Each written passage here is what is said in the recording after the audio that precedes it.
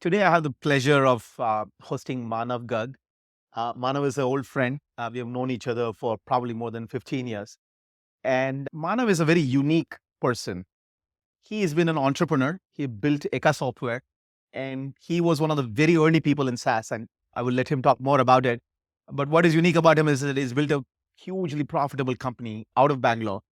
And now he's jumping feet headfirst into AI. And he's a new role as well as not only running a company, but also as an investor. Manav, welcome to the podcast. Thanks for having me, Bala. Awesome. So first tell me about the fund. So whenever there's a fund, I think there's a lot of entrepreneurs listening to this. That immediately their eyes light up, dollar signs are going off. How big is the fund? What is the charter of the fund? Who are your fund founders? Yeah. So before actually I come to the fund, the backstory of it's not just about the funding, right? Absolutely. So when I am an accidental software entrepreneur. I used to trade in commodities sitting in What do you mean by Singapore. the accidental? So I was trading in commodities, managing $1 billion book for green coffee trading, which we all drink today everywhere. Selling to people like Third Wave or Starbucks or Lavazas of the world at an industrial scale. Wow. Nestle, Lavazza. So I've probably gone to 100 countries, sipping coffee, selling coffee, trading on Wow. exchange, futures option. That was my day in, day out. I've been bragging about being to 80 countries. So I met finally somebody who That was was my beat me. job, and then figure out that I am doing everything manually. So there has to be a better system. That was a basic idea. And then I called my few friends from REC, which is NIT now, saying, okay, how do I build a system? This I went to Bangalore and I came to Bangalore. So it was a simple story. And I came to Bangalore, and since Which year was that, man? 2004. Yeah. So left my job, went to 2 years around what we call today research. So I did actually 2 years just research. I spoke to about 400 companies as to what has to be built to automate what we do on a day-to-day basis. And then I came to Bangalore, hired a team, and that's how the whole journey began. So, but when I came to Bangalore, the product ecosystem was very, very nascent. There was hardly anything around. So this is before like cloud and SaaS and all of Yeah, that. Right? that time used to be ASP. ASP was application service provider, was very, very big word back then. So from there I started, and my focus was to build a product company from India. And a lot of companies gave me services offers, saying $10 million contract from very large MNCs. You do services for currency management. And somehow I had this vision in my mind. I want to build product out of India. So started my journey from there. So what has over the years of last 15, 20 years, what has really, what excites me is the building products from India. So I started building it, and Eka is focused on for the audience, it's a vertical SaaS software company focused on large conglomerates like Unilever, Craftsman's Food, and commodities, which is your oil, gas, metals, agri commodities, right? So it was a very hard sell back then. And I had a lot of experiences where people will say, son, here is a box of chocolate. Please go home. We can't trust you with the product. Because my product was $1 million in license back then. And no MNC would pay that kind of money. They were not possible. So I built the entire sales engine, built India as a brand, then established that we're going to invest in the long term. That's how it started. Then 2014-15 happened when the SaaS and the cloud wave came in. That's the time when I started pivoting the company from a license model to a cloud model. And that's when I met Girish as well, Girish and Avinash. And along with So this is Girish Matrabudam. yeah, Girish Mathur of Freshworks, of Freshworks, right? So back then, there were only 40 people in the room. It used to be called SaaSX.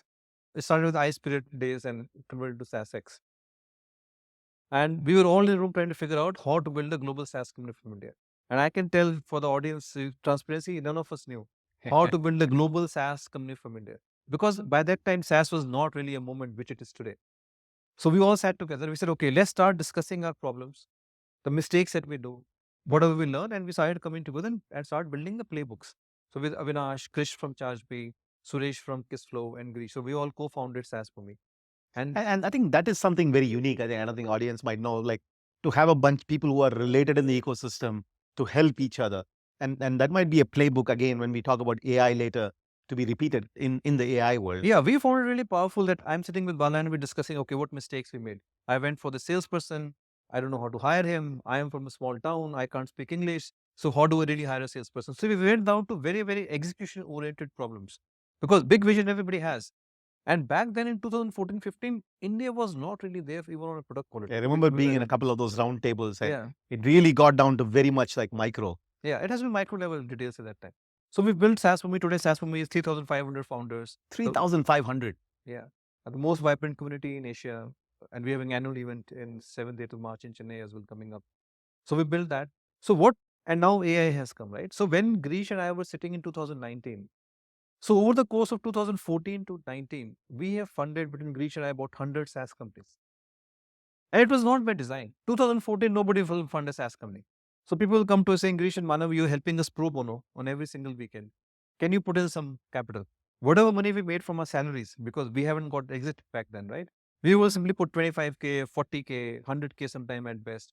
And that's how our portfolio grew to 100 companies. So therefore, most of the SaaS companies that you see today, we are either Grish and I are investors in them, one way or other. Wow. Yeah, that's how. So 2019, both of us are sitting and we So saw, the fund itself was kind of organic in yeah, some. it's very organic and it's based on how do we build Olympic champions in SaaS or global businesses in India. That is the basic thought process. We were not even thinking about returns because we don't know how to manage a fund, back then. It's very unusual. Investors always like think about IRRs It's and all personal money. So we gave up on buying BMWs, Merc, buying big houses. So that's what our thought process was. Okay, should I buy a big car for my family or should I give 30 lakhs to a founder who's sitting next to me? That is a simple thought process. So that's how we actually made oh, decisions. wonderful. That's how it happened. And 2019, obviously pandemic happened 2018, right? All of us thought SaaS is going to get dead, cash flow will get impacted, but opposite happened, right? Digitization became 10x. Microsoft team came in and so many other things started coming together.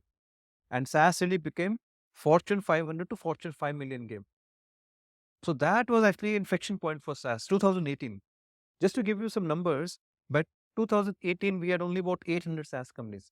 In 2023, we have 3,500. So Wow. we have grown 4 times in sheer number of companies that we have produced. Wow. Because now every single startup requires a SaaS software, accounting software, email software, basic CRM software. So you start a company with typical five softwares.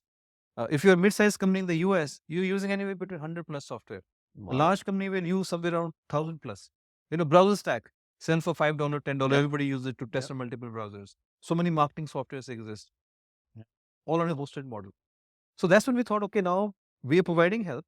Probably we should give a larger capital so that we can create this into proper way. So that's the idea of first fund was germinating, that how do we convert our portfolio into more institutionalized approach? And it was not supposed to be a big fund back then. We said, okay, we'll start with $10 million, put some of our capital, some of the friends and family, and start institutionalizing this. So our friends got to know and they said, okay, take our money. So a lot of founders from the ecosystem are investors, from Anish from Capillary, Ritesh from Browser Stack, you name it. We have a lot of founders. And then the executives from the valley got to know. They said, okay, sir, take our money. So 1/3 of the fund came from all these executives who really feel for India.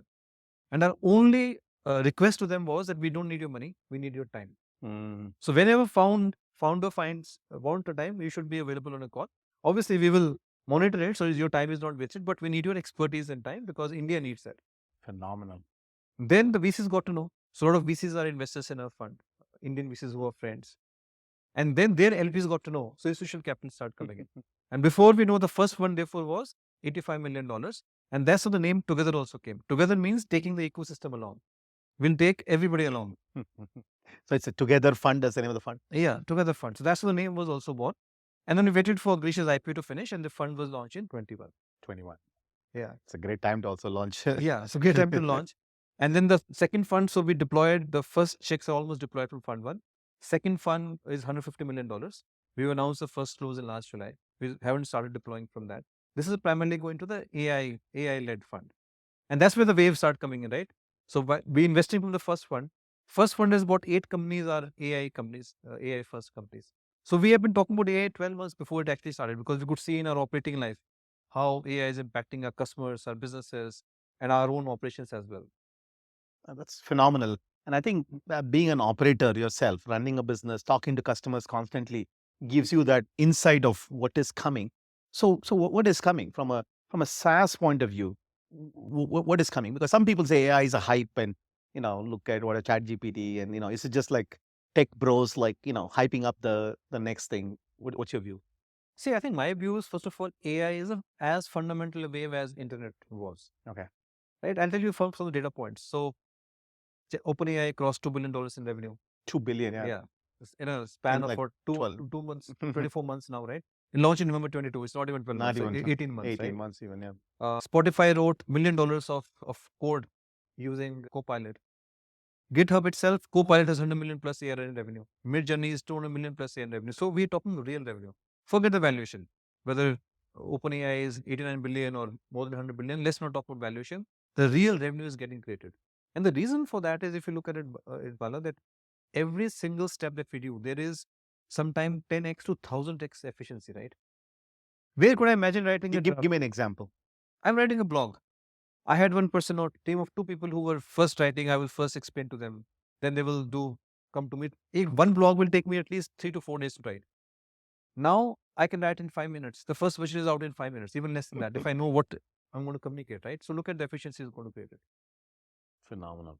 So if you look at the way I fundamentally think about AI is, AI has first order problem of a cold start it has solved. I can go to ChatGPT or Bard or anybody and let's say I don't know anything about Bana. I can go and say, who's Bana? What is the background? I'll get in 1 second, I know. I don't have to go search and Google and figure it out. So I think it has, first of all, solved the first order problem of cold start. Cold start. I can start immediately, right, wrong, I can read and figure out. Second, I think it has solved the problem where there's a individual contributor to a particular problem statement or a work order, which is writing a blog, creating a video. So that has gone 10x or 100x efficiency, writing a draft for legal. Where I think things are a bit slow is where I have to collaborate with another person. So let's say we have to collaborate on a blog. Then I will still have to go back and forth, take your ideas. There, maybe the efficiency is only the automation part, but the communication efficiency still I have to think through. So that part is still not solved fully. I don't think we have figured it out because we're still in the very early stages stages of the wave. So these are the early things which tells me, that is going to stay for real. Now, what form and shape it takes, it's very early to say. Got it. So again, as an operator, Manav, you are looking at you're getting the pulse of the customer. So what are your Eka's customers saying, enterprise customers? They're saying, hey, this is happening in which areas? I mean, AI is very broad. It's applicable for marketing to coding to anything. What will be the top 3 areas where you think it's the easiest adoption? So I think it's a very big thing it's a puzzle that everybody's trying to figure out. It's a billion-dollar, multi-billion-dollar question, right? So it is not easy to figure out. Trillion-dollar question, Or if a you believe. trillion-dollar even. You never know which way it's going to go, right? So I think where we are seeing success. So let's break the problem into fundamental. So I have a three-step process of thinking about it. First of all, what is the business problem that you are solving, which is focus on the use case. Second is, how am I going to orchestrate that? And third is, can I distribute it? So 3 fundamental ways of doing it. If I speak at an India level, right, at a national level, I think we know how to build applications. For sure. We know the business problem, whether it's a marketing business problem or a sales business problem or a services where Freshworks is, right? Or where Eka is in automating the commodity supply chain, for example. We understand really well now what to do. So now if I take that one problem statement, I have to now then go to third, fourth, fifth, or even 10th level of fundamental analysis as to which part of the value chain I will automate using AI. That's the first fundamental principle. Second fundamental principle is my interaction with the software is going to change drastically. It's not more going to be any more form fills. Can the entire am I imagining an enterprise world where the entire user interface is just conversation and AI agents is going and figuring it out? So if This will be an AI first way of thinking about it. so that's my AI first. If I am Eka's product, I will say, okay, supply chain. So, wheat is grown in Punjab or Uttar Pradesh in India. I have to fill the form logistics. I'll just go to the interface saying, okay, I bought 100 tons from Bala at this price. Please ship it to, Port Nhava Sheva. Possibly invoice in Hindi. Invoice, any task, any form. And then you should just go and figure out, they should already order the truck. They should already check the quality. So that's the efficiency order we're talking about. That is the fundamental way of thinking. Now, what typically happens is that enterprises, especially the large ones, takes time to change. Because we're talking about companies like Cargill, Unilever, who are conglomerates, right? There are 1,000 or 100,000 plus people working for them and across 70, 80 countries. So when I'm discussing with them, what we am seeing clearly from businesses and from the CIOs is that they all want to use AI. Yeah. So that much you're hearing. So you don't have to sell AI. You don't have to educate, you don't have to do. They're saying, okay, what is your AI strategy? Where can I generate the efficiencies? So the fundamental business driver for the first time is you can see that you can cut the cost. If I had 100 people filling the back office entry, right? Let's say if I have 1,000 users in a large company, they're asking, do you really need 1,000 users to enter into a software? Can it be 10x or 1,000x efficiency can be generated? Second order of the problem, at least in a supply chain word, if I take that example, is in supply chain, you're going back to some 100,000 documents in a transaction, right? Bill of lading, letter of credit, and things go wrong at various places, shipping documents, invoicing. So can I automate that? Can AI figure out that entire? I don't need humans to do workflow. Can AI automate that workflow for me? Read the documents because quality is coming from the ground. Tell him what is wrong. Automatically go and order the ship. Why do I need human to do that? So therefore, your workflow suddenly become an orchestration layer of AI agents, right? Mhm. How you store the information, people even don't want to know. Mhm. Whether vector database, this Mhm. database, as so Or long. traditional ERP, how Yeah, you interact, that's all yeah. back-end problem. The only thing worry about is privacy and security. Of course, it has to be secure. It has to be private, which means all users cannot see the data. So that's the enterprise work you still need to do in AI, right? So this brings me to an interesting question. So what I'm hearing from you is that this is not hypeware. This is not like sort of cryptocurrency kind of a thing. This is real. You're seeing it. You're using it. And not only are you seeing it and using it, but your customers are telling you that. And the one point that you touched on earlier, which I think is worth emphasizing, is that as entrepreneurs and VCs, we just get caught up in valuations, right? The first thing when company says is they talk about the valuation. I think we should first talk about your revenue, right? So ultimately, that's where the money is. Valuations will come. Market sometimes right now the market is down. 2 years ago market was up. 2 years later market will be up. But if you actually have revenue, you shouldn't worry about valuations. And what your point is, OpenAI and a number of other companies, Midjourney, have actually real revenues, right? And that's a good test. Unlike the hypeware, like in blockchain or crypto and all, there are a lot of talk, but I couldn't find companies which generate like a lot of revenue, and maybe a handful of them. But you couldn't find that level of volume. So what you're saying is, hey, look at the revenue, don't worry about valuation. Maybe the market is hype, maybe it's not, but that will change over time. But revenues are being generated, so this is real. That's number one point. Number two, you're seeing your customers, hearing your customers talk about productivity gain. Number three, how to approach the problem. You're a first principles guy, so you are like, hey, just break down the problem into multiple steps and see where, in which step AI can be a 10xer or a 100xer, right? And that's where the focus should be. But I have a question for you on this. Did I summarize you Yeah, more or less? effectively. So, yeah, I have a question for you though. So, most of the VCs are now saying, okay, that's all great, but this sort of AI already AI has a bias for existing companies. Microsoft has a ton of data. Salesforce has a ton of data. Freshdesk is a large company. Eka is a large company. You guys already have the customer, you have the data. And in this particular case, unlike a nimble entrepreneur, like which you were, right? You went and broke into a commodity software area existing against incumbents, but now you are the big player, but you are also ahead of the game. It's not like you are one of those old time big players, right? Who are sitting and saying, "Oh, kuch nahi hoga," right? You are jumping ahead. You are investing in AI yourself, as have large companies, right? Salesforce has done it. Every large company has the data. So the question is, if you are a startup, right, coming into break into the space, right, where is the space for them? Because they don't have the data, they don't have the money, because capital to build them, customize a large language model, and so on and so forth. What is your advice to the startups? How will they get into the game? So what we've done is we've created this framework on how to think about the opportunity matrix, right? So when you talk about incumbents, they are primarily working on existing markets, a CRM or a niche market like commodity software or HR software. But what AI has done is what I call AI first markets, the areas which were not possible to automate before AI came in. This is legal drafting. You never heard before where a job of a lawyer is getting automated to 80-90%. They still have to litigate and argue in the court. But drafting is automated to large extent or getting automated to large extent, right? Which they also don't like to do in general. So Yeah. So there are many such jobs, like same as marketing writing, content writing, right? Content is getting automated clearly. Whether we need SEO going forward, you never know because AI is going to produce SEO focused it's content. unclear what Google Yeah, search is going to look going to like. look like, right? So therefore, there are fundamental principles which are getting attacked, which we call AI first market. So that itself is a large value to be created.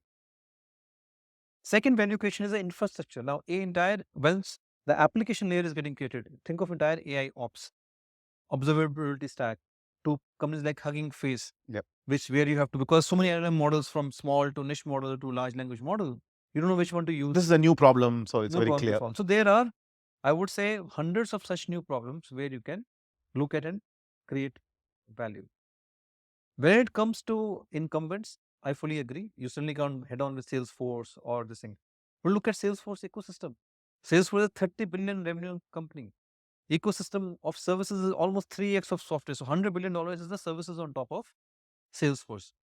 So therefore, I think, and people have been talking about that, can India produce the next AI-enabled IT services company, right? Infosys 3.0, Wipro 3.0.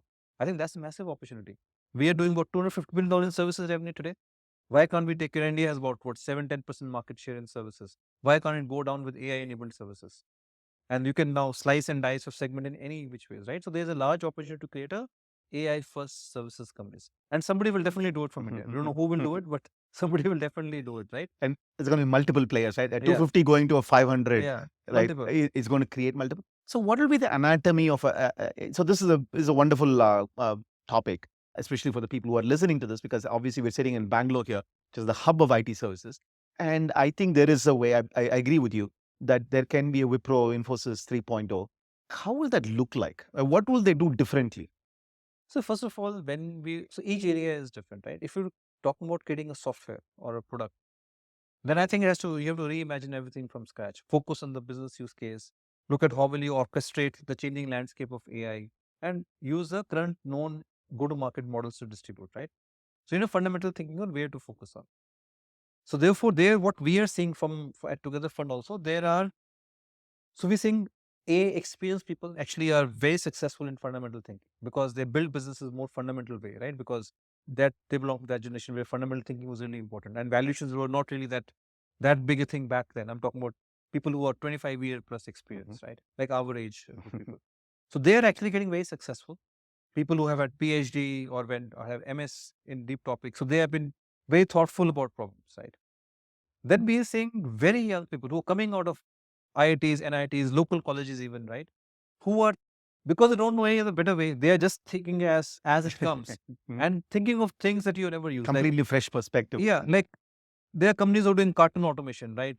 You're talking about speaking in English, Duolingo, right? So you can disrupt Duolingo, right? How do you teach word English, right? And using AI. So there are, I would say, thousands of use cases that people are trying. But a use case is not a company, right? So to create a company, we'll still have to go back to basic as to how do you distribute, how do you do the cap table creation and funding and everything else. I think they will need help there. The people who are more experienced, I think they will have a very good chance. The people who are caught in the middle, they really have to decide. And it's a genuine problem. And we talk about it at SaaS for me also. That if you're an existing SaaS company, which is about 5 million in revenue, 1 million in revenue, what should you do? You are, one hand, really scared that my even 5 million may disappear after 5 years or 3 years. You don't know what's coming. But it's a good business for me. I'm generating maybe $1 million. I have a good life. I have a, great customers. I have a great life, and I'm doing something good for the country and for my customers. So what should I do? So that's the dilemma which I'm consistently seeing, that people in the middle are asking, how should I pivot? What should I do? This is very fascinating. It's very unlike other revolutions, right, which clearly favor sort of the young, but especially the mid-career. Here, some of the late-career professionals actually, if they still have the fire in the belly, and like Manav said, the startups are a long run. You don't get in there for like making a quick buck. But if you have the stamina and really the fire in the belly, actually your experience would count here. And also the prospect of building an IT services 3.0 play from India, from a national point of view, from jobs, right, from overall industry and the talent pool here, that's going to be a phenomenal plus. So you're seeing, interesting from what I'm hearing, you're seeing on the product side AI first thinking, right? And of course AI ops in general, right? Because there are a bunch of new things that have come into the play, like Hugging Face and observability and so just like Weights and Bias is a good company which just came out of nowhere, right? So there are a whole bunch of companies which Even could not have existed. vertical healthcare, we're seeing a lot of companies, especially US B2B healthcare I'm talking about, right? Like revenue cycle management. It's all, medical coding is a very manual process in the US. Claim denial rates are very high. So healthcare is so there are a few vertical areas which are also coming up. Got it. So either vertical or AI ops or AI I, first. or AI first product thinking. Just go first principles, go and attack a problem. So these are actually three terrific, very, very specific starting points if you are looking for an AI idea. And I would agree with you that yes, it's easy to sort of look and say, well, you have to be either a fundamental, create another foundational model, or there is nothing. Microsoft is going to do everything. And that's a fallacy, I think, right? Because if Microsoft could do everything, I think if you look at the numbers also, if I go by the recent reports, right? So cloud created about $2 trillion market cap. what people are projecting that AI will create $5 to $7 trillion of market cap, and software itself is going to be grow from 500 billion to 650 billion. That's a massive market cap. No single company is going to win. Exactly. I think the key point is no single company, even though the existing incumbents will do well because they have customers, they have data, but there are a huge number of gaps, and that's a fascinating AI thesis. So, just couple of last couple of questions. So, if we were to sort of fast forward 12 months, right? What do you think the AI landscape will look like? What will we be talking about? I think that's very difficult. So one thing I've learned in AI, don't predict anything. Just put your head down, focus on first principle. They launched Sora, right? Text to video, it's like outstanding, Phenomenal, yeah. phenomenal tool, right? There were so many startups who were doing that, Pika and so many other Runway I just can't even believe what is possible with that now, right? So I don't know what is coming and who is building what. So I will not even focus on 12 months down the line. I will take one fundamental problem and go so deep into that whatever tool comes, I can use it. Absolutely. That's terrific advice. Last question. What tools do you use? What tools do you like? AI tools. So I look at demos of the tool. My usage is still Microsoft Teams for chat. They're putting AI into that. So that's one thing I think that AI will become maybe over the next 5 years. AI should become a feature set in almost every single enterprise software that we use today. So I'm still using iPhone. I'm using simple basic tools to focus on. I need more time to think. That's fascinating. And looks like AI is going to give you more time to think. Thank you very much, Manav. This has been wonderful, very insightful coming from you, coming from such depth. I'm sure it's going to be very useful for our listeners here. And thanks again for taking the No, time. enjoy the conversation, Bala. Thanks for having me.